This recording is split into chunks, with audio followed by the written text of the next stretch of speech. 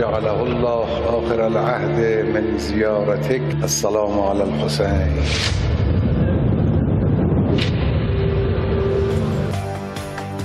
اجل حسین کی صورت جیو علی کی طرح انقلاب اسلامی ایران کے شہید سپریم لیڈر جب تک زندہ رہے اسلام کی سربلندی کے لیے مزاحمت کے علم بردار بن کر جیے.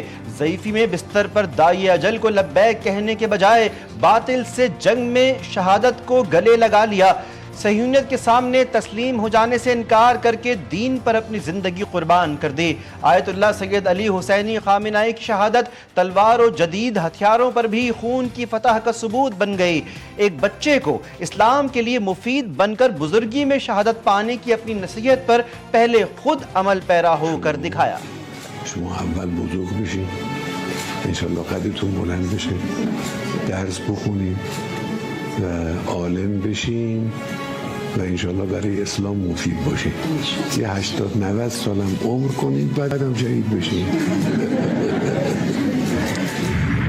انقلاب اسلامی کے پرچم بردار مسلم امہ کے عظیم رہنما شہید آیت اللہ سید علی خامنہئی کی الوداعی مراسم کا آغاز شہید ایرانی سپریم لیڈر کے جنازے کے عمومی دیدار کے لیے تہران کی مسجد امام خمینی میں بلند مقام پر رکھ دیا گیا. جسد خاکی کو تہران کے بعد قم اور نجف و کربلا سمیت عراق کے مقدس شہروں میں دیدار عام کے بعد مشہد لا کر روضہ امام رضا علیہ السلام کے احاطے میں دفن کیا جائے گا. شہید سید آیت اللہ خامنہئی کی نماز جنازہ کل ادا کی جائے گی. تہران میں انتقام کا مطالبہ کرتے سرخ پرچم لہراتے سوگواروں کا مجمع. جنگ زدہ ملک کے دارالحکومت میں لاکھوں افراد سڑکوں پر. امریکہ اور اسرائیلی حملے میں شہید سپریم لیڈر آیت اللہ سید علی خامنہئی کے الوداعی مراسم میں شریک مردوں کے شانہ بشانہ ایرانی خواتین بھی پیش. اجتماع میں 80 لاکھ افراد کی شرکت متوقع. 28 فروری کے امریکی اور اسرائیلی حملے کے شہداء کے الوداعی مراسم پر 8 جولائی کو پورے ایران میں سوگ کا اعلان. تہران کی امام خمینی مسجد میں شہید آیت اللہ سید علی کا تعزیتی اجتماع. وزیر اعظم شہباز شریف اور فیلڈ مارشل سید عاصم منیر کی شہید آیت اللہ سید علی خامنہئی کی تجہیز و تکفین میں شرکت. فاتح خوانی کی شہید ایرانی سپریم لیڈر کو خراج عقیدت بھی پیش کیا. ایرانی قیادت سے تعزیت کی. اسحاق ڈار، بلاول بھٹو، محسن نقوی، عطا تارڑ، مراد علی شاہ اور دیگر ارکان بھی پاکستانی وفد میں شامل. چیئرمین سینیٹ یوسف رضا گیلانی، گورنر فیصل کریم کنڈی نے بھی شرکت کی. ایرانی وزیر خارجہ اور اسپیکر باقر قالیباف نے وفد کا استقبال کیا. پاکستان اور ایران کی محبت دو طرفہ ہے. یہ دو طرفہ محبت نہ ہوتی تو ایران کبھی بھی پاکستان کی ثالثی قبول نہ کرتا. ترجمان ایرانی وزارت خارجہ اسماعیل بقائی نے کہا، ایرانی پاکستان کے کردار پر پاکستانی حکومت و ملت کا شکریہ ادا کرتے ہیں. پاکستان اور ایران کی محبت ہمیشہ باقی رہے گی. ایران کو جنازے کے لیے 1 ہفتے کی مہلت دے دی گئی ہے کیونکہ ہم اچھے لوگ ہیں. صدر ٹرمپ کا دعویٰ. امریکہ کی 250ویں یوم آزادی کی تقریبات کا آغاز. امریکی صدر نے کہا کہ امریکہ دنیا کا طاقتور ترین ملک ہے جو کبھی کسی بادشاہ کے سامنے نہیں جھکا. امریکہ کی آزادی کی 250ویں سالگرہ پر صدر ٹرمپ کو مبارکباد. اسرائیلی وزیراعظم کا امریکن صدر کو ٹیلی فونک رابطے میں پیغام. گفتگو میں امریکہ میں جلد ملاقات کرنے پر بھی اتفاق. نتنیاہو نے کہا کہ امریکہ عالمی آزادی کا ضامن ہے. امریکہ کے خلاف جدوجہد میں ایرانی قوم فاتح بن کر ابھرے گی. ایرانی قوم امریکہ یا کسی بھی دوسرے ملک کے دباؤ میں نہیں آئے گی. روس کی سلامتی کونسل کے سربراہ دمتری میدودوف کا پیغام. روسی اعلیٰ سطح کے وفد نے بھی تہران میں شہید ایرانی سپریم لیڈر کی تعزیتی تقریب میں شرکت کی. وزیراعظم شہباز شریف ترکی کے دورے پر استنبول پہنچ گئے. ترکیہ کے وزیر تجارت، پاکستانی سفیر ڈاکٹر یوسف جنید اور ترک وزارت خارجہ کے حکام نے استقبال کیا.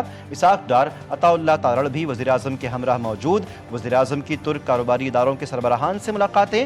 پاک ترک برادرانہ تعلقات کو اقتصادی شراکت داری میں بدلنے پر زور.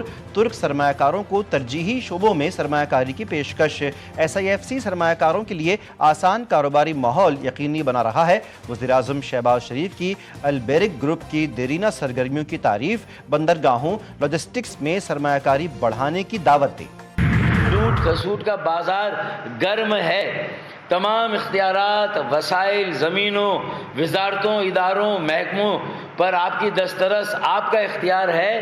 تو اس کے پھر ہمارے حقوق، ہمارے مسائل کے حل اس پر آپ کے براہ راست دستخط ہے، لیکن جو گواہ ہیں اس نکاح کے، اس رشتے کے اور اس تعلق کے، وہ تو میاں شہباز شریف ہیں۔ تو ہم یہ آخری وارننگ اور انتباہ وفاقی حکومت اور وزیر اعظم پاکستان شہباز شریف کو بھی دے رہے ہیں کہ وہ اس معاہدے پر عمل درآمد کرنے کے لیے اپنا کردار ادا کرے، ورنہ MKM پاکستان ایک ایسی احتجاجی تحریک شروع کرے گی کہ پھر وہاں سے MKM پاکستان کو اور کراچی کے عوام اور سندھ کے شہروں میں رہنے والوں کو وہاں سے واپس لانا پھر کسی کے بس کی بات نہیں ہوگی۔ کراچی کو وفاق کے حوالے کرنے کا مطالبہ، MKM پاکستان کا سندھ حکومت کے خلاف عوامی طاقت کے مظاہرے کا فیصلہ۔ 25 جولائی کو شاہ فیصل ٹاؤن میں صوبائی حکومت کے خلاف مظاہرے کا اعلان۔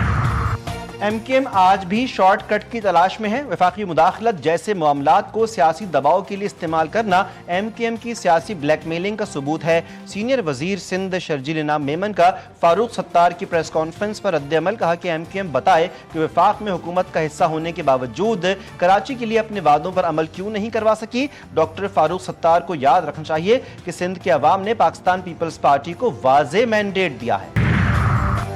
بلوچستان میں دانا سر کے مقام پر گزشتہ روز کے بس حادثے پر ٹرانسپورٹ کمپنی کے خلاف مقدمہ درج، کمپنی کا کوئٹہ میں دفتر سیل کر دیا گیا، تاحال کوئی گرفتاری عمل میں نہیں لائی جا سکی۔ کراچی کے BRT یلو لائن کیس میں چیف سیکرٹری سندھ کا سابق پروجیکٹ ڈائریکٹر ضمیر عباسی کو فائنل شو کاز نوٹس جاری، نوٹس میں عائد سنگین الزامات پر تحریری جواب طلب۔ اونٹ کے منہ میں زیرہ، حکومت کا پیٹرولیم مصنوعات کی قیمتوں میں معمولی کمی کا اعلان، پیٹرول کی فی لیٹر قیمت میں ₹1.97 کی کمی، پیٹرول پر فی لیٹر لیوی میں ₹6.22 کا اضافہ کر دیا گیا، پیٹرول پر لیوی ₹64.14 سے بڑھا کر ₹70.36 کر دی گئی، پیٹرول کی نئی قیمت ₹297.53 ہو گئی۔